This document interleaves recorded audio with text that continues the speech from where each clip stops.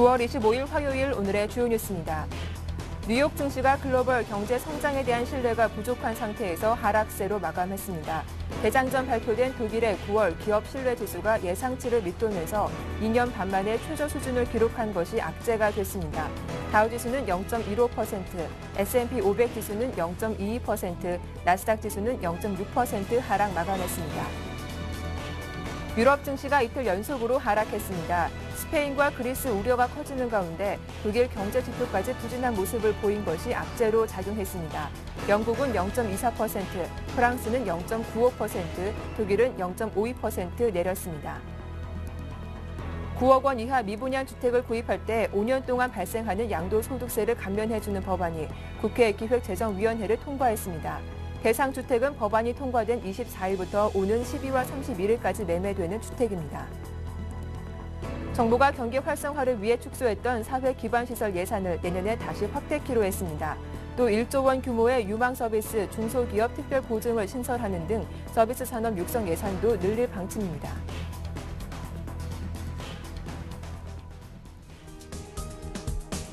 안녕하세요. 굿모닝 대박 예감 박미라입니다.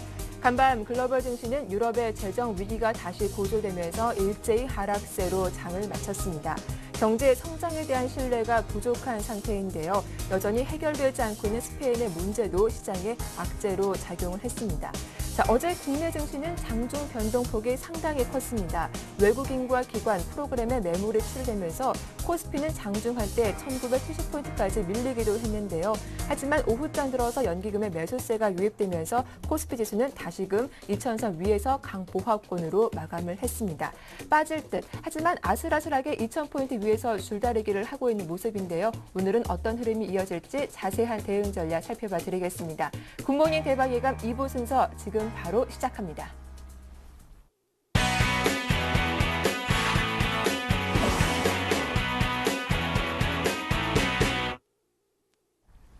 네, 청송촌놈 신창환 대표님 먼저 만나보겠습니다. 안녕하세요. 안녕하십니까, 박미라 앵커님. 안녕하십니까, 전국 시청자 여러분. 청송촌놈 신창원입니다. 네, 코스피 2000포인트에 대한 지지 의지가 상당히 강한 것 같습니다. 화요일이나 수요일쯤 변곡점을 예상하셨는데요. 어제 장중 움직임이 상당히 컸거든요. 오늘 어떤 흐름 예상하시는지요? 예, 일단 그 코스피 200 종목의 이제 시뮬레이션 데이터 종목을 보면 매도가 굉장히 많이 나오는 상태로 있습니다. 어제 그 시뮬레이션 데이터에 매도 나온 이 코스피 200 종목들이 일단 두산, 풍산, 그리고 이수화, IS동서, 우리투자증권, STX엔진, 한섬, LG 이렇게 매도가 나왔습니다. 매도가 나오고요. 매수가 어제 나온 종목이 한올바이오 파마 이런 식으로 이제 매도가 종목이 한 8개 나오고 매수 종목이 한 종목 나오는 어제 서서히 이제 매도를 많이 하는 그런 모양을 보이고 있다 이렇게 봅니다. 주봉으로 봐서는 어제 매수 종목이 NHN, 그 다음에 이제 SK네트워크스 이렇게 주봉 매수 종목으로 이렇게 나왔고요. 주봉 매도 종목으로 봤을 때 강원랜드 어제 이렇게 매도가 나왔고 IS동서가 이렇게 나왔다 이렇게 볼 수 있습니다. 그래서 전체적으로 봤을 때 서서히 매수해서 매도 종목이 많이 나오는 그런 결과를 보이고 있다 이렇게 볼 수 있습니다. 지금 어제 제가 누차 말씀드렸죠. 지금 무게중심이 그 선물의 무게중심이 264 정도 있습니다. 264 이하로 갈 때는 주가가 굉장히 빨리 움직일 것이다 했는데 어제 주가가 거의 30포인트 움직였습니다. 30포인트 움직이고 지금 선물 가격이 선물 무게중심 가격에 있습니다. 265.50 이제 있는데요. 제가 여러분들한테 계속 이제 선물 이야기하는 그 이유가 기관과 외국인들이 요즘에 이제 현물보다는 선물에 전력 투구하는 그런 모양이 되거든요. 그 외에 이제 현물에서 먹을 게 없다 이렇게 볼 수 있겠습니다. 그래서 제가 볼 때 일단 무게중심에서 이 무게중심이 265.50에서 하방으로 흐트러질 것인지 상방으로 흐트러질 것인지 한번 크게 사고가 날 것이다. 그게 오늘 아니면 내일 될 가능성이 높다. 이렇게 제가 누차 말씀을 드렸습니다.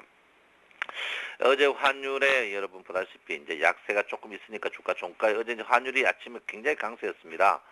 강세다가 오후에 약세를 보이니까 주가가 어제 이제 거의 종가에서 20포인트 땡기는 그런 괴력을 발휘했습니다. 그래서 당분간 계속 환율을 볼 수밖에 없는 그런 구조를 갖고 있다 이렇게 볼 수 있는데 지금 차트 모양이 뭐 크게 좋은 모양이 아니다. 전형적인 교수형 모양을 곧 보이기 일보 직전의 모양이 아닌가 이렇게 저는 생각을 하고 있습니다. 그래서 교수형 모양인데 교수형 모양에서 이 그 전체적으로 이 갭을 메울 것인가 안 메울 것인가인데 제가 볼 때는 일부 정도 메우지 않을까 이렇게 저는 생각을 하고 있습니다. 일부 정도 메우지 않을까 이렇게 생각하는데 지금 그 많은 속설들이 뭐 그 61위평과 121위평 골든 크로스 나면 주가가 본격 상승한다.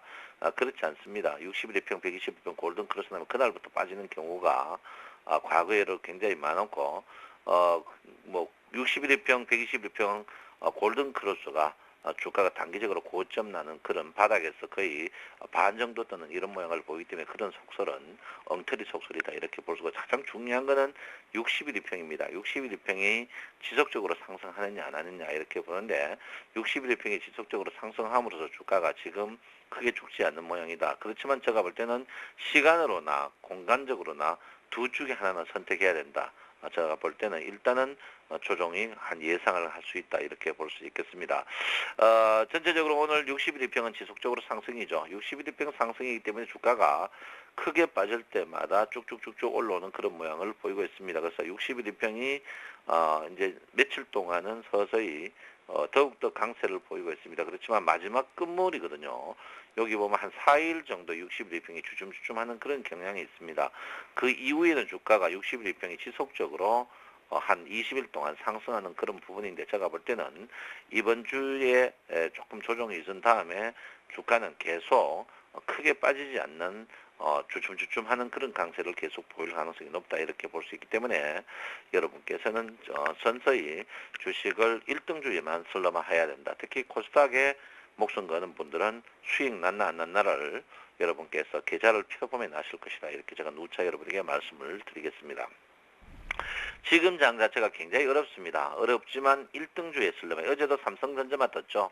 예, 삼성전자 안 사는 습관을 꼭 들여야 된다. 누차 말씀드리겠고요. 지금 장세가 여러분 돈 먹는 것보다는 서서히 지키는 거로 가야 된다. 이렇게 볼 수 있고요. 제가 누차 말씀을 드렸습니다. 301위평 위에서는 주식을 함부로 파는 게 아니다. 제가 누차 말씀드렸는데 지금 301위평이 워낙 강세 모양을 보이고 있습니다. 지금 301위평이 1910포인트 전후에서 계속 버티고 있습니다. 그래서 제가 누차 말씀드렸지만 301위평 위에서 주식을 매매할 때는 특별히 1등 주식에서만 계속 매매를 해야 된다. 누차 말. 왜 그러냐면 301위평에서는 지수가 함부로 죽지 않습니다. 그래서 손절매 라인을 보시고 손절매 라인은 전체적인 손절매는 1910 정도 잡으시고 주식은 제가 볼 때는 현금화를 일정한 30%로는 갖고 있지만 1등 주식에 계속 슬럼화 시키는 그런 모양을 보이셔야 된다. 이렇게 볼 수 있겠습니다. 자, 일목균형표적으로는 이제는 오늘부터는 전환선이 움직이지 않습니다. 오늘 이제 마지막 전환선 움직임 날인데요. 예, 전환선 움직임이 오늘 마지막 날입니다. 전환선 움직임이 마지막 날이기 때문에 제가 볼 때는 이제는 전환선만 무너지면 기준선까지 급격히 내려갈 수가 있습니다. 그래서 이 기준선이 여러분 보다시피 1945포인트에 있기 때문에 저는 분명히 이번 주는 뭐 주춤주춤 전환선을 위협하더라도 다음 주는 분명히 1940 추석 마치고는 1950까지는 분명히 장 간다고 확신하는 사람 중에 한 명이기 때문에 여러분께서는 물량을 조금 줄이면서 1등주만 그대로 보유하셔야 된다. 누차 여러분 말씀을 드리도록 하겠습니다. 전체적인 고경의 특검은 19조인데요. 제가 이거 믿을까 못하고 미국 4대 지수가 다 빠져 특히 반도체 지수가 1.5%로 크게 빠진 그런 모양을 보였습니다. 그래서 여러분 보다시피 반도체 지수가 우리에게 가장 직격탄을 맞는다 이렇게 보는데 어제 상해 증시가 마이너스 신저가를 기록하다가 반등을 했어요. 반등하는 틈에 우리나라 증시가 반등을 했습니다. 제가 누차 말씀드리지만 우리나라 증시는 상해 증시를 봐야 된다. 지금 우리나라 증시하고 다우증시하고는 전혀 상관이 없어요. 상관없고 상해 증시의 민감도에 따라서 우리나라 증시가 계속 움직인다. 이걸 여러분께서 꼭 보셔야 된다. 이렇게 볼 수 있습니다. 그래서 어제 상해 증시가 신저가를 갱신할 때 우리나라 주가가 형편없이 빠졌거든요. 그런데 상해 증시가 어제 종가에 땡기니까 우리나라 증시가 바로 한 27포인트 땡기는 그런 모양을 보이고 있습니다. 그래서 상해 증시의 민감도를 여러분께서 꼭 보셔야 된다. 이렇게 보시고요. 최근에 그 기관과 외국인의 매수 단기 소위 말하는 쌍끌이 매수를 보면요. SK라든지 낙폭과대 코스피 200 종목 안에서 사는 종목이 많습니다. 그래서 여러분께서 코스피 200 중에도 특히 외국인과 기관들의 보유 비중이 높은 그런 부분을 한번 보실 필요가 있다 이렇게 봅니다. 그래서 최근에 서서히 눈에 띄는 것은 자동차, 항공, 그러니까 운수 관련 주식들을 사고 있습니다. 그래서 운수 관련 주식들, 특히 제가 볼 때 운수 관련 주식들을 관심을 좀 두는 그런 현명함이 좀 필요하지 않나 이렇게 생각하고 있고요. 지금 전체적으로 프로그램 매수는 서서히 줄이고 있습니다. 프로그램 매수가 줄인다는 것은 그 사이 많이 샀습니다. 프로그램 매수가 8조를 찍고 6개월 사이에 최근에 8조 찍고 어제 같은 경우에는 한 400억 정도 줄이는 그런 모양을 보이고 있습니다. 과거에 예로 봤을 때 프로그램 매수가 긴급하게 있다가 이제 3일 연속 보통 빠지게 되면 3일 연속 빠지게 되면 주가는 조금 약세 모양을 보이고 있습니다. 그래서 지금 최근에 프로그램에 상개월에 10조 샀는데 어제 같은 경우에는 한 프로그램 매수를 줄이고 있는 그런 형태입니다. 그래서 프로그램 매수가 보통 그 3일에서 5일 연속 줄어들면 그때부터 주식은 기관이 판다고 보시면 되기 때문에 여러분께서 오늘 첫날입니다만은 1등 주식은 그대로 보유하지만 현금 일정 부분은 항시 보유하셔야 된다 이렇게 누차 말씀을 드리겠고요. 최근에 이제 순매도 순매수 종목 최근에 보시면 코스피에서 제일 많이 매수한 종목은 역시 하이닉스와 오리온 자동차 관련 대한항공 같은 모양이다 이렇게 보시고요. 매도 종목 보면 그 사이 많이 올랐던 종목들을 많이 매도하고 있습니다. 그래서 여러분께서 낙폭 과대 우량주보다는 지금같이 이런 장에는 더 현명함이 없다 이렇게 제가 누차 말씀을 드리겠습니다. 그래서 오늘 여러분께서도 환율을 꼭 보시고요. 지금 어제 이제 미 증시가 어제 주가가 빠졌는데 선물이 플러스 나고 있습니다. 그래서 미 선물을 두 번째로 꼭 보시라 이렇게 누차 말씀드리겠습니다. 그래서 제가 볼 때는 환율, 미 선물, 중국 증시 3개 포인트만 보시면 오늘 여러분께서 크게 어려움이 없지 않을까 이렇게 생각합니다. 지금 그 기관들이 이제 그 외국인과 본격적으로 하락을 하고 싶어도 개인들이 요즘 선물에서 물리지 않습니다. 그래서 선물의 수급 동향은 크게 볼 필요 없다 이렇게 볼 수 있고요. 제가 볼 때는 오늘 환율과 미 S&P 나스닥 선물 그리고 중국 증시의 보여야 되는데 그 특히 중국 증시 특히 10시 30분 이후에 중국 증시의 반등 국면을 여러분께서 꼼꼼하게 보실 필요 있다 이렇게 볼 수 있겠습니다. 그래서 여러분 절대로 무리하시면 안 되는 장이다. 누차 말씀드리겠고요. 양다리 걸치는 그런 시황 절대 필요 없습니다. 여러분 단순하게 지금은 1등주만 사야 된다 이렇게 분명히 말씀을 드리겠습니다. 여러분 곧 추석이 다가옵니다. 집에 쌓아놓은 먹지 않는 영양제 같은 거 건강식품 드릴 생각하지 마시고 부모님에게 세종대왕 봉투에 바닥바닥 넣어가지고 주는 것보다는 신사임당 바닥바닥 넣어가 부모님 찾아뵈는 그런 후손이 되십시오. 뭐니 해도 머니가 제일 좋습니다. 고향 가실 때 선물 사가지 마시고 현금 주는 현명한 자손이 되시기 바랍니다. 여러분 오늘 하루도 즐겁게 보내시기 바랍니다. 청송촌놈 신창원입니다. 네, 오늘 시장 전망도 잘 들었습니다. 지금까지 청송촌놈 신창환 대표와 함께했습니다.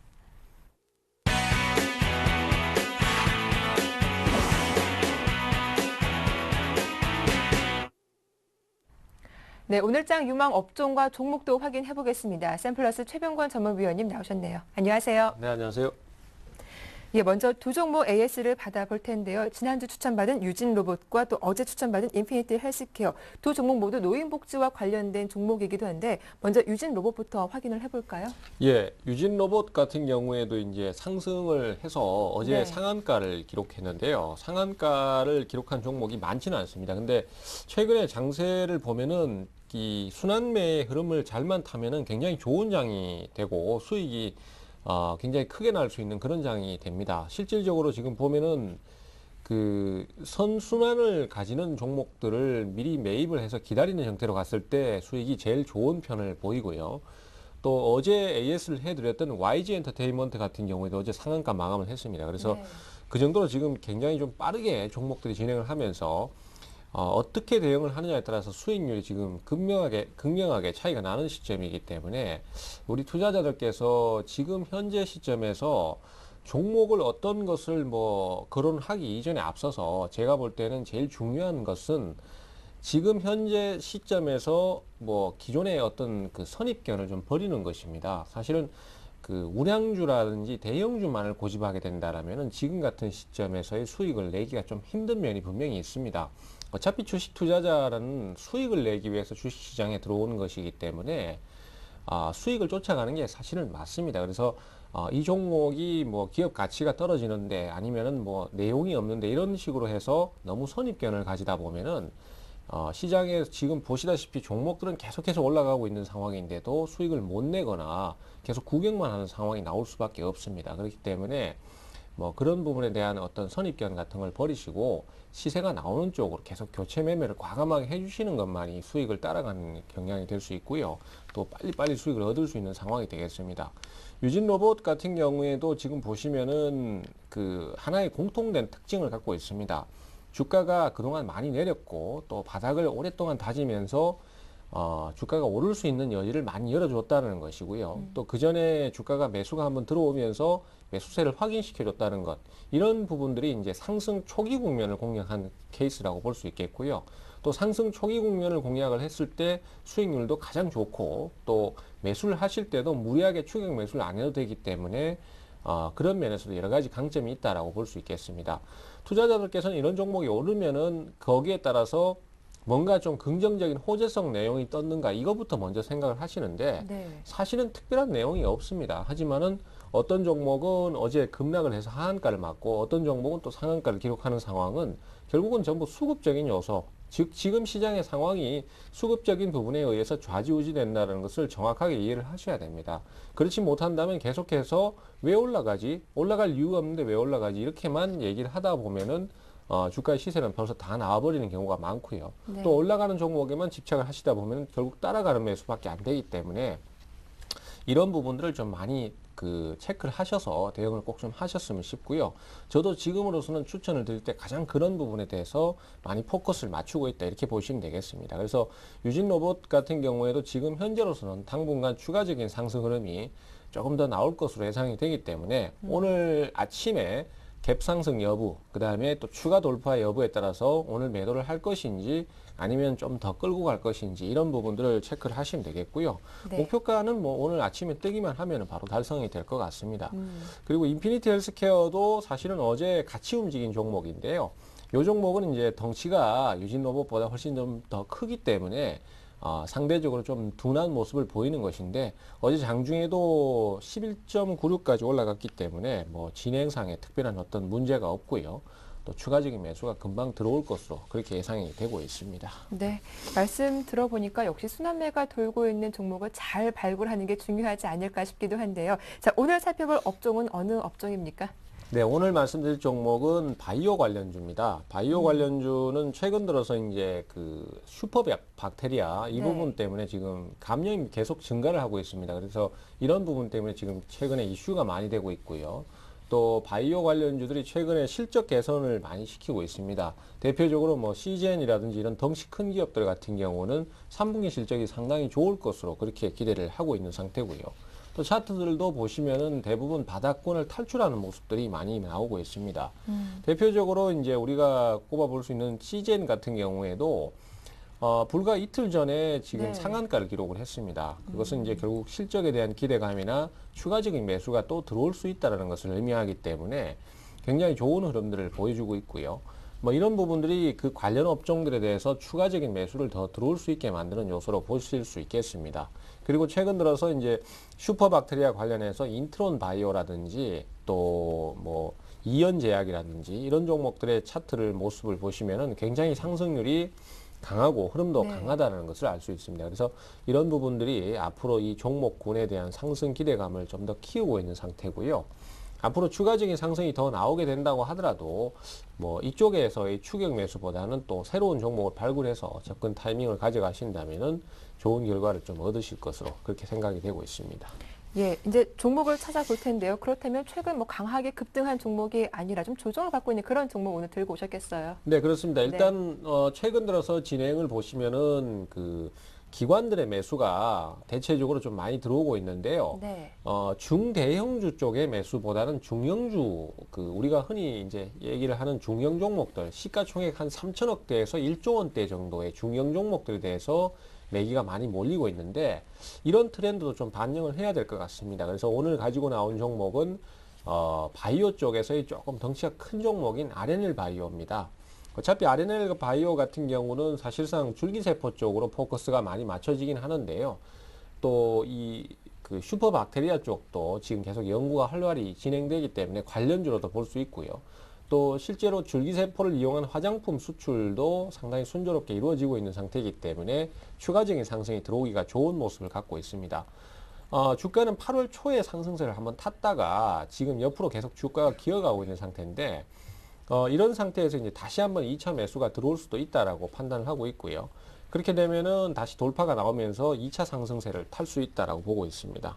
매수가는 5,030원 정도 보도록 하겠고요. 목표가는 7,000원, 그리고 손절가는 4,300원 정도로 보도록 하겠습니다. 네, 오늘은 RNL 바이오 대응 전략 살펴봐 드렸습니다. 관심 있으신 분들 대응 전략 잘 참고하시기 바랄게요. 지금까지 샘플러스 최병권 전문위원과 함께했습니다. 도움 말씀 고맙습니다. 네, 감사합니다.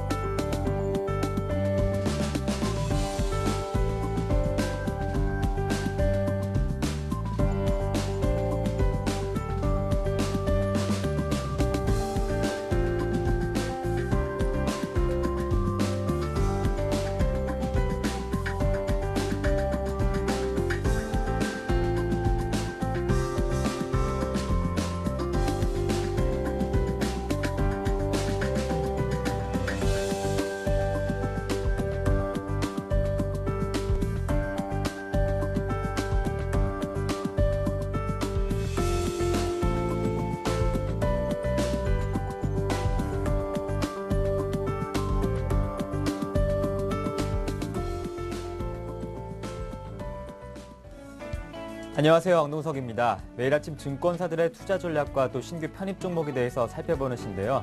간밤 글로벌 증시는 스페인에 대한 우려로 하락 마감했습니다. 오늘 국내 증시 어떤 투자 전략으로 대응해 볼지 자세한 이야기 나눠보겠습니다. KTB 투자증권 압구정 지점의 김근호 과장님 안녕하십니까?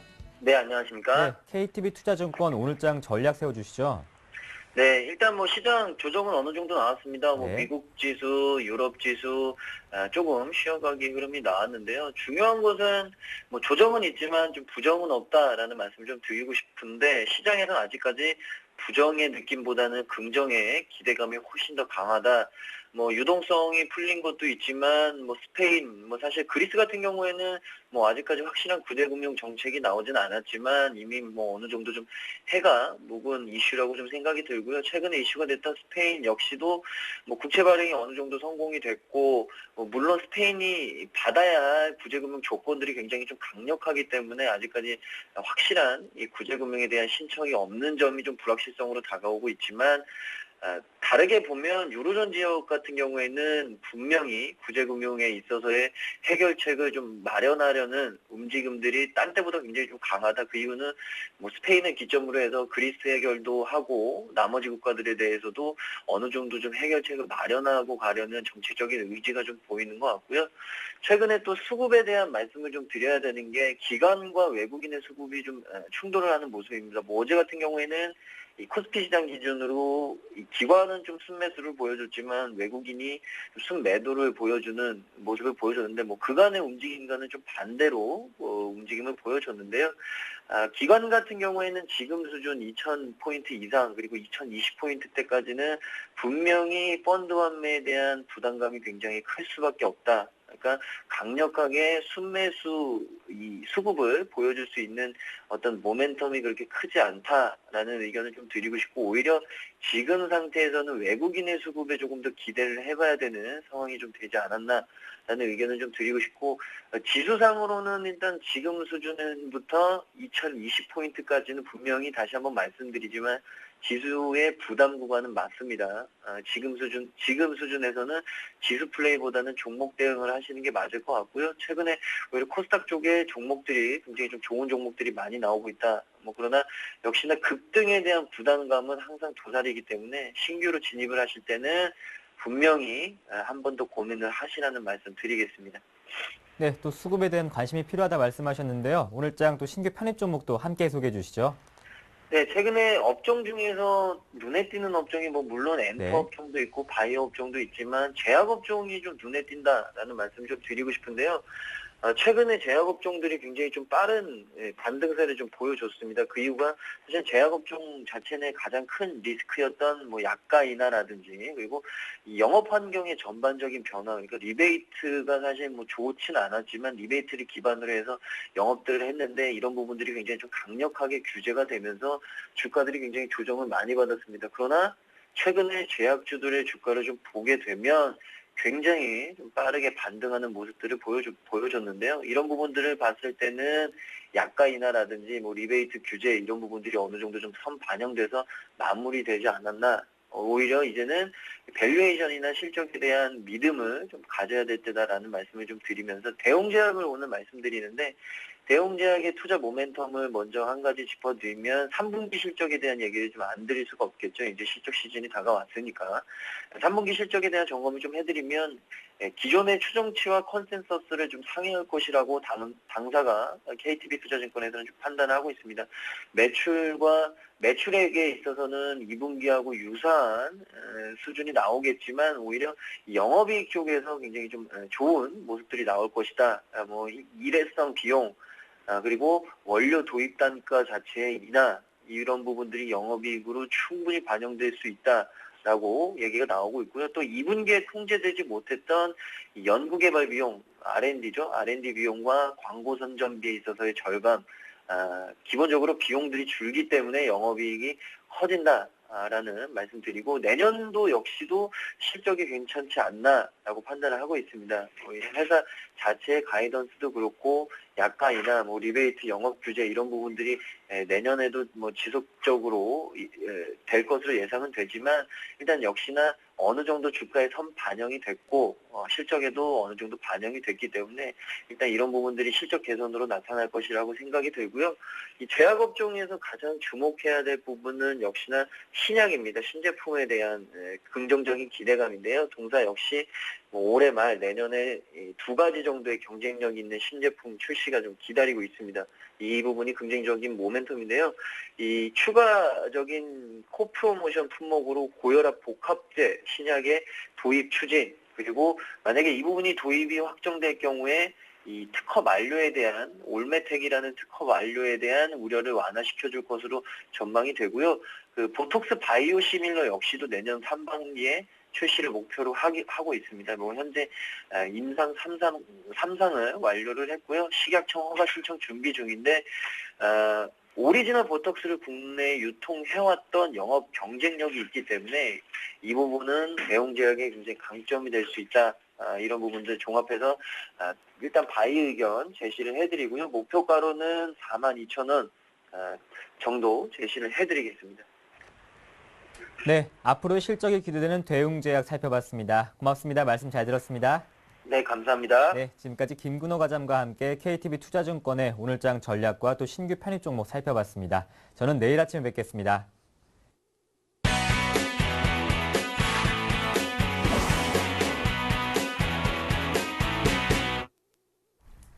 네, 이어서 평택총룸 정호영 전문가와 함께 시장 전망해보겠습니다. 전문가님 안녕하세요. 네, 안녕하세요. 예, 당분간 해외 증시 흐름에 따라 국내 증시도 움직일 것이다라고 강조해 주셨는데요. 간밤 글로벌 증시도 쉬어가는 모습이 나왔습니다. 하지만 코스피 2000선 지지 의지가 상당히 강한데 오늘 단기 시황 어떻게 전망하시는지요? 네, 아마도 이제 조만간 네. 적어도 단기적으로는 방향성이 결정되지 않을까 이렇게 보고 있습니다. 중기적인 추세야 뭐 하루 이틀에 결정될 게 아니기 때문에 그건 좀 시간이 좀 걸리겠지만 단기적으로는 결정될 것 같은데요. 만일 2000선이 재이탈하게 되면 조정권에 진입한다 저는 이렇게 보고 있습니다. 물론 이제 반대로 이제 2000선이 이탈되지 않으면 뭐 그대로 박스권을 이룰 것입니다. 왜냐하면은 어차피 여기서 해외 증시가 급등하지 않는 한 우리나라도 치고 가기는 어렵다고 보고 있거든요. 그래서 일단 전망을 해드린다 그러면 2000선이 재이탈할 경우에는 조정권에 진입할 것이다 이렇게 보고 있겠고요. 그 다음에 왜 그렇게 말씀드리냐면 현재 해외 증시의 어떤 상승 정체와 그다음에 수급 부담이 가중되기 때문에 그런데요. 이건 먼저 차트로 간단하게 국내 증시와 해외 증시 잠깐 보겠습니다. 현재 한국 증시를 보면요, 굉장히 뭐랄까요, 좀 혼조세라고 볼 수가 있겠죠. 이번 주에는 이제 어제 하루 이제 시작했었는데요.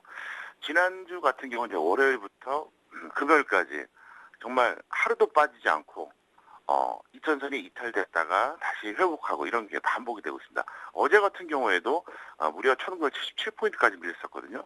그러니까 물론 이제 다시 한번 반등을 해주긴 했지만 현재 방향성이 없다고 봐야 됩니다. 그래서 현재 그 한국 증시 같은 경우에는 이 상태에서 계속 옆으로 이제 흘러가지는 않겠죠. 이제는 적어도 단기적으로는 확실하게 한번 이천선이 지지가 되면서 좀 더 올라가 주거나 아니면 내려가는 이런 양상인데 누차 말씀드렸다시피 해외 증시가 결정한다고 말씀드렸거든요. 그럼 미국 증시 잠깐 보겠습니다. 자, 현재 모습이 미국 증시입니다. 차트를 보시는 분들에게 제가 팁을 하나 드리겠습니다. 차트는 한국 증시보다 해외 증시가 더 정확하게 맞습니다. 그래서 일반적으로 차트 이론을 대입할 때 한국 증시는 더 이상 큰 의미가 없어요. 그래서 해외 증시를 보셔야 되는데, 그러니까 다시 말씀드리면 해외 증시는 차트로 해석이 더 쉽다는 얘기죠. 그렇게 봤을 때 현재 보시면 이제 다우존스 같은 경우에도 옆으로 쫙 기고 있잖아요. 특히 어제 같은 경우 윗꼬리 아랫꼬리가 아주 팽팽합니다. 무슨 얘기냐면은 얘네들도 방향성이 좀 없는 거예요. 그래서 이제 아마도 이제 이게 적어도 이제 한 이틀 뒤 빠르면 오늘 정도쯤에 확실하게 뭔가 이제 방향이 결정될 것 같은데요. 어쨌든 이런 상황에서는 아마도 조금 더 지속이 되다가 한번 이제 결정이 될 것 같은데, 어쨌든 한국 증시 같은 경우에는 다시 한번 말씀드리겠지만 현재 상태에서는 이제 횡보하고 있지만 조만간 좀 결정이 될 것이다 이렇게 보고 있겠습니다. 그리고 자, 수급 부담에 관련된 것은 역시 자막을 통해서 설명드리겠습니다. 9월 7일부터 9월 24일까지 코스피 매매 동향입니다. 개인은 무려 3조 원 이상 매도를 해줬고요. 외국인은 3조 원 이상 순매수를 해줬습니다. 그래서 왜 그럼 9월 7일이 중요하냐면 9월 7일부터 유럽 호재가 나오면서 지수가 급등하기 시작했던 그런 구간입니다. 그래서 해석하기에 따라 다른데 좋게 보면은 정말 천만다행으로 올라간 그 구간, 그러니까 이제 상승이 시작된 구간이고요. 나쁘게 말하면 약간 왜곡된 구간이거든요. 그래서 그 구간 동안 개인과 외국인은 3조 원 이상 매도와 매수를 병행했습니다. 그래서 이게 여기서 이제 중요한 게 뭐냐? 물론 이제 개인들은 차익 실현하라고 던졌겠죠. 근데 외국인들은 상적으로 생각을 해보세요. 겨우 25포인트, 50포인트 보고 3조 원 매수하진 않았을 거라는 얘기죠. 그래서 이 물량들이 만약에 여기서 지수가 상승해주면은 추가 매수가 나오거나 최소한 버티겠지만, 그게 아닐 경우에는 한머리 성격이 강하기 때문에 언제든지 매물화될 수 있다는 이런 부담감이 있고요. 그리고 상적으로 짧은 기간에 너무 많이 들어왔다는 거죠. 그 다음에 두 번째 봤을 때 선물 동향입니다. 코스피 200 선물 12월물 매매 동향을 말씀드리면 개인하고 외국인 둘 다 현재 소폭의 순매수입니다. 그러니까 기간만 매도인데요. 이제 아마도 여기서 방향성이 결정될 것 같습니다. 왜 그러냐면요. 둘 다 사실 크게 순매수한 게 없기 때문에 어느 쪽이 매도가 나오는지 이걸 좀 보셔야 됩니다. 그래서 외국인들이 매수가 유지가 되면 좀 괜찮아요. 근데 외국인들이 매도가 유지가 되면 조금 경계심을 좀 높여야 된다 이렇게 설명드릴 수 있겠고요. 그 다음에 정말 중요한 겁니다. 바로 프로그램 매매 동향인데요. 7월 25일부터 9월 24일까지, 그러니까 거의 한 2달 가까이 되죠. 무려 프로그램 매수가 10조 8천억입니다. 왜 7월 25일이냐? 7월 25일부터 한국 증시가 저점을 치고 올라갔잖아요. 그래서 바로 이제 그것 때문에 말씀드린 건데요. 저는 현재 이제 부담스러운 건 그거예요. 과연 코스피에서 지수가 상승하지 않는데 외국인이 얼마나 매수해 줄 것이냐. 두 번째가 뭐냐면은 프로그램에서 엄청나게 현재 매수가 들어왔는데 이게 계속 지속되지 않거든요. 언젠가는 매물이 된다고 봐야 됩니다. 근데 조금만 여기서 매물이 나오더라도 상당히 부담스러운 구간입니다. 그래서 현재 지수가 갈라 그러면 일단 대외 변수로는 해외 증시가 가야 됩니다. 미국 증시가 올라가야 되고요. 그다음에 대내적인 변수를 본다고 했을 때는 역시 수급인데 코스피에서 외국인이 매수해주고 프로그램에서 매수가 나오고 두 개가 다 나와야지 올라간다는 얘기예요. 만약에 둘 중에 하나만 매도가 나오면 정체가 된다는 거죠. 둘 다 매도가 나오면 어떻게 되겠습니까? 그때는 이제 하락한다고 봐야 되죠. 그리고 외국인들이 어쨌든 간에 선물해서 현재 최근에 좀 선전하면서 계속해서 이제 매수가 나와주고 있는데 이것도 아직 방향성이 없습니다. 그래서 굉장히 혼조세 구간인데 어쨌든 이제 통칭해서 말씀드리면 이천선이 유지가 되면 이 열을 막론하고 유지가 된다 그러면 그렇다고 해서 쉽게 올라갈 것 같지는 않고요. 이제 박스권 정도고요. 만약에 여기서 이천선이 다시 한번 무너지면은 제가 볼 때 조정권의 지발 가능성이 상당히 높다 이렇게 볼 수 있겠고, 어쨌든 해외 증시가 전체적인 어떤 트렌드를 결정한다고 보면 국내 측면에서는 역시 수급 동향을 보셔야 되는데 점점 그 매물에 대한 그러니까 이제 어떤 수급의 한계치가 점점 도래하고 있다 이렇게 볼 수가 있겠습니다. 잠깐 차트 다시 한번 보시겠습니다. 보시면은요, 제가 이제 9월 7일부터 외국인 매매 동향을 설명드렸었는데 바로 이 구간입니다. 네, 바로 이 구간부터 실제적으로 지수가 이제 상승하기 시작해줬었는데요. 정확하게 말하면 재료가 나온 이후 구간입니다. 그렇게 되고 7월 25일부터 제가 프로그램 매매 동향 말씀드렸었는데요. 이때부터 계속해서 현재 이어진 겁니다. 그래서 이게 추세적으로 이어지려고 그러면 일단 가장 해피한 시나리오는 해외 증시가 추가 상승해주고요. 그 다음에 코스피에서 외국인 매수, 그 다음에 프로그램 매수가 지속이 돼야 되는데 모든 것이 완벽하게 맞아떨어지기에는 조금 좀 부담스럽지 않나 이렇게 생각하고 있습니다. 그래서 일단 제가 좀 이따가 이제 전략을 말씀드리겠지만 지금은 적당히 확인 차원으로 대응해 주신 것이 가장 현명하다 이렇게 볼 수가 있겠습니다. 예, 어제 장 초반 지수가 1977포인트까지 떨어지면서 빠르게 대응하신 분들은 좀 주식 비중을 줄이신 분들도 계실 것 같은데요. 현재 어느 정도가 주식 비중 적당한 건가요? 네, 이게 이제 종가 기준이 아니라 이제 장중 기준으로 제가 말씀드리는데요. 네. 종가 같은 경우에는 이제 그 마감시킬 때, 그러니까 이제 오후 3시 종가 기준으로 이제 비중을 늘리거나 줄이거나 이렇게 하면 됩니다. 근데 장중은 약간 좀 유동성 있게 대응을 좀 해줘야 되는데요. 이렇게 보시면 됩니다. 1990선 이상에서는 직장인 50, 전업 75% 그대로 유지했어요. 그리고 2000선 넘어도 뭐 그 정도만 해주세요. 지금 왜 그러냐면은 제가 가만히 생각해보면 적어도 2025, 뭐 욕심낸다 그러면 한 2050 정도 되면 그때는 다시 75, 100을 해주셔도 되는데 지금은 섣불리 2000선이 유지가 된다거나 넘어간다고 하더라도 너무 확대하지 마시고요. 한 50에서 75 정도면 적당하지 않을까. 왜냐하면 그 정도 비중만 해도 작은 게 아니기 때문에 그렇게 해주시기 바라겠고요. 만약에 1990이 깨져서 1975도 이상이 된다 그러면 25에서 50 정도 해주시기 바라겠고요. 1975가 무너지면 그때는 좀 여러분들이 순발력 있게 대응해 주시기 바라겠습니다. 왜 그러냐면 여기서 다시 한번 1975가 깨지고 조정을 받게 되면 단기적으로는 한번 급락할 가능성도 충분히 있기 때문에 그렇습니다. 그래서 일단 거기에 맞게 해주시기 바라겠고요. 매매 전략 대응 원칙을 좀 다시 한번 설명드리겠습니다. 첫 번째가 뭐냐? 코스피보다는 코스닥을 집중하세요. 그다음 두 번째, 우량주보다는 개별주.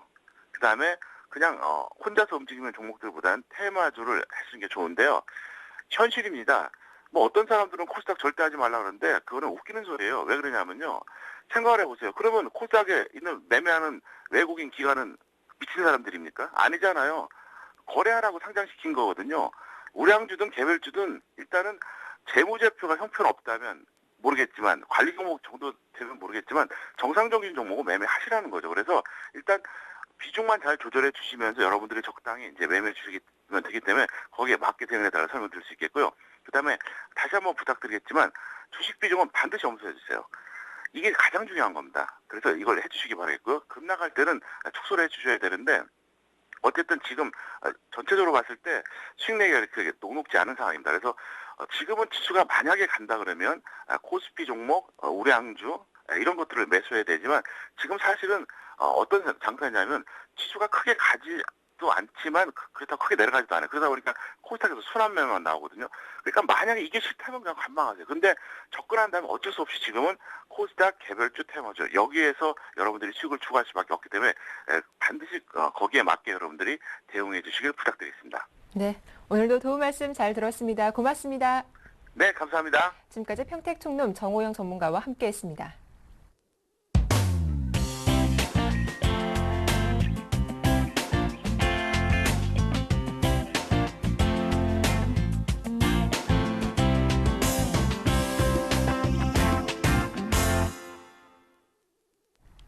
청개구리 사단과 오늘장 대응 전략 살펴봅니다. 먼저 샘플러스 양순모 전무위원부터 만나보죠. 안녕하세요. 네, 안녕하십니까. 양승모입니다. 예, 어제 시장은 전야 후 강의 모습이 나왔습니다. 아무래도 1등 공시는 연기금의 매수세였죠. 이 분기말 윈도우 드레싱 기대감도 나오고 있는 상태인데 오늘도 추가 매수 좀 가능할까요? 네, 우선은 1980포인트 구간에서는 한 번 더 우리가 한번 현금 비중을 오히려 매도하는 것이 아니라 추가적인 매수에 대한 의견을 좀 잡아드렸는데요. 오늘 역시 전략 후강 장세를 좀 예상해 보도록 하겠습니다. 그래서 오늘의 주요 포인트는 일단 2000포인트를 사수하라라는 이런 좀 토픽을 좀 가지고 나왔는데요. 하지만 지금 뭐 정치 양상을 보였던 뭐 미국 증시가 이번 주 첫 거래일 기준으로 하락 마감을 했습니다. 무적 무조건 지금 현재의 움직임에서 뭐 주가가 떨어지고 올라갈 것이다에 대한 기준보다는요. 이번 주에는 1980포인트와 2050포인트 이 밴드권에서 오히려 제가 밴드권이 깨질 수도 있다라고 이야기를 해드렸었죠. 결국에는 변동성이 커진다라는 뜻인데요. 지금 1980포인트 지수의 하단 구간대를 확인하고 왔기 때문에 오히려 지수는 다시 한번 상단 밴드 구간대까지는 다시 확인하러 들어갈 수도 있겠구나라고 또 이렇게 좀 생각을 하고 있습니다. 지금 지수의 조정 양상이 보여지는 것은요. 추석이 다음 주에 있습니다. 그리고 또 진검다리 연휴에 대한 이런 투자자분들에게도 마찬가지지만 막연한 불안감으로 코스피가 또 하락이 나올 수도 있고 또 추석에 대한 또 기간 동안에 또 연휴가 많기 때문에 또 이 기간 동안 해외 증시가 어떻게 움직일지에 대한 또 이런 막연한 또 불안감이 있기 때문에 여기서 또 차익 실현 매물과 또 현금화를 좀 시키자라는 이런 물량들이 나올 것으로 보여지는데요. 일단 추석 시즌에 대한 불안 매물들은 오늘과 내일쯤 일단락될 가능성이 높습니다. 그래서 일단 중반부로 갈수록 오히려 시장이 초반대에는 좀 약세를 보이다가 후반대로 갈수록 시장은 강세로 반전될 가능성도 있기 때문에요.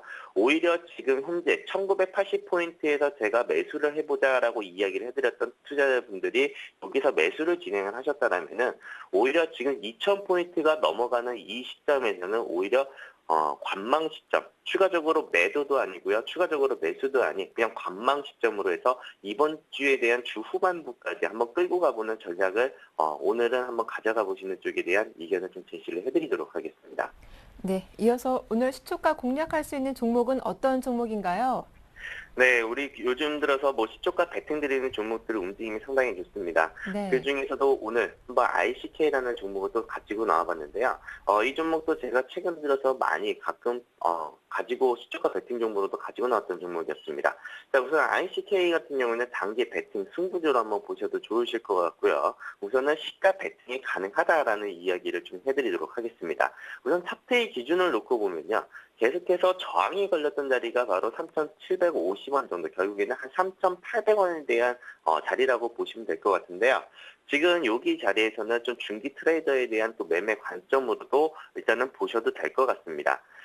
근데 지금 3,800원에 대한 지금 저항 구간대가 계속해서 좀 만들어지고 있고, 또 최근 들었던 거래량이 조금씩 이제 나타나려고 하는 모습을 보여주고 있을 때, 여전히 지금 추세는 우상향이구나. 그리고 이전 저항 구간대를 다시 한번 돌파를 시킬 수 있는 이런 시국들이 새롭게 들어오는 것이 아니냐라고 이렇게 좀 판단이 되어지고 있습니다. 그래서 지금 현재의 자리에서는 3,680원을 적정 매수 주가로 좀 잡아드리도록 하겠는데요. 오늘의 이제 시가 기준으로 전일 종가 기준이 3,765원인데 여기서는 뭐 시가 베팅을 일단 가능하다라는 말씀드리겠지만 제가 항상 시초가 베팅 종목을 말씀드릴 때 10%에 대한 부분들은 시가 베팅, 그리고 10%는 오히려 제가 말씀드리는 적정 매수 주가에 한번 추가 매수를 해주신다면은 오히려 한번 좀 타이트한 대응 전략이 만들어지지 않을까라고 생각을 하거든요. 그래서 지금 목표가는 4,000원을 좀 잡아드리도록 하겠고요. 손절가는 3,500원을 이탈을 하지 않는다면은 여전히 상승 추세는 유효하며 오히려 주가는 추가 상승이 이어질 가능성이 좀 높다라고 이렇게 좀 전달을 해드리도록 하겠습니다. 네, 오늘 대응 전략 잘 들었습니다. 고맙습니다. 네, 감사합니다. 네, 이어서 샘플러스 나종호 전문위원도 만나보겠습니다. 안녕하세요. 예, 안녕하십니까. 예, 오늘장 개장 한 20분 정도 앞두고 있습니다. 오늘 살펴볼 수급 특징주 어떤 종목인가요? 예, 오늘 가지고 나온 종목은 더존 비주온이라는 종목입니다. 네. 더존 비주온은 기업용 소프트웨어를 개발하는 그런 업체인데요. 최근에 기업들이 뭐 스마트 워크 환경 도입과 또 디클라우드 시장으로 좀 주목을 받고 있는 상황이기 때문에 관심을 가져보시면 좋은 종목이 아닌가 생각됩니다. 우선 더존 비주온은 국내 최대 ERP 솔루션 전문 업체입니다. 뭐 ERP란 이런 기업 전체 경영 자원을 좀 효과적으로 이용하기 위한 그런 시스템을 말하는데요. 현재 동사는 이 ERP 라이센스 판매와 또 유지 보수 분야에서 독보적인 그런 시장 지배력을 갖고 있는 상황입니다. 또 올해부터는 사옥 이전과 또 인프라 확충에 따른 본격적인 신사업인 이런 전자금융과 또 디클라우드 사업이 사업 가동으로 인해서 수익원이 다변화가 될 그런 전망인데요. 차세대 IT 환경이라고 할 수 있는 이런 클라우딩 컴퓨터를 중심으로 사업 내용을 강화하고 있기 때문에 국내 클라우딩 컴퓨터 시장이 급속도로 성장함에 따라 또 빠른 외형적인 성장을 이룰 것으로 전망이 되고 있습니다. 수급적인 동향을 보면서 말씀을 드리도록 하겠습니다. 수급 상황을 보시면 근 한 달간 꾸준하게 기관계에서 매수세를 보여주는 모습을 보실 수가 있습니다. 그 주체를 보면 뭐 연기금이라든지 투신, 금융 투자 등 이런 다양한 부분에서 물량이 들어오고 있는 상황인데요. 이런 주체들의 경우 단기로 들어오기보다는 좀 더 중장기적인 관점을 가지고 접근하는 경우가 많이 있습니다. 아무래도 앞으로 동사의 성장성과 또 클라우딩 컴퓨터 시장의 성장성을 보고 미리 들어오고 있는 물량이 아닌가 판단이 되어지는데요. 그런 만큼 일단 최근에 단기적인 조정을 좀 받은 상황은 있지만 이렇게 기관계에 매수세가 지속해서 붙어주는 만큼 상승 추세를 이어갈 가능성이 높다고 보여지고요. 상승 추세가 이어진다면 이런 수급적인 부분은 좀 더 들어올 수 있는 부분이 있기 때문에 수급적인 부분은 양호한 상황이라고 말씀드릴 수가 있겠습니다. 차트를 보면서 말씀을 드리도록 하겠습니다. 차트를 보시면 앞서 상당히 가격 조정을 많이 받은 그런 상황입니다. 하지만 앞서 올해 전반기에 이렇게 한 번의 상승을 보여주면서 이런 하락 추세는 이미 돌파가 된 상황이라고 보여지고요. 그 후 다시 한번 가격 조정을 받으면서 저점을 만들어주는데 이렇게 다중바닥을 만들어주면서 저점이 다중바닥을 만들어주는 현재 그런 상황에 있는 상황이기 때문에 바닥은 잡혔다라고 보여지고 그 후에 다시 한번 상승하는 그런 모습을 보여주고 있고요. 또 최근에 아직까지 상승 추세를 이탈하지 않은 그런 흐름을 보여주고 있기 때문에 추가적인 상승도 가능한 상황이라고 말씀드릴 수가 있겠습니다. 그리고 이미 전고점을 한번 돌파하고 조정을 받는 상황이기 때문에 물량 소화는 어느 정도 이루어졌다고 보여지고요. 그렇기 때문에 재차 이런 부분이 돌파가 된다면 추가적인 급등세도 연출할 수 있는 부분이 있기 때문에 지금 자리 충분히 매수에 가담해 볼 수 있는 좋은 자리라고 말씀드릴 수가 있겠습니다. 그렇기 때문에 매수가는 전일 종가 부근인 약 한 1,400원에서 1,700원 정도, 그리고 손절가는 이렇게 앞서 조정을 받으면서 반등이 일어나줬던 약 한 9,900원, 그리고 단기적인 목표가로 전고점 부분인 약 11,500원을 보고 대응해 보시면 좋을 것 같습니다.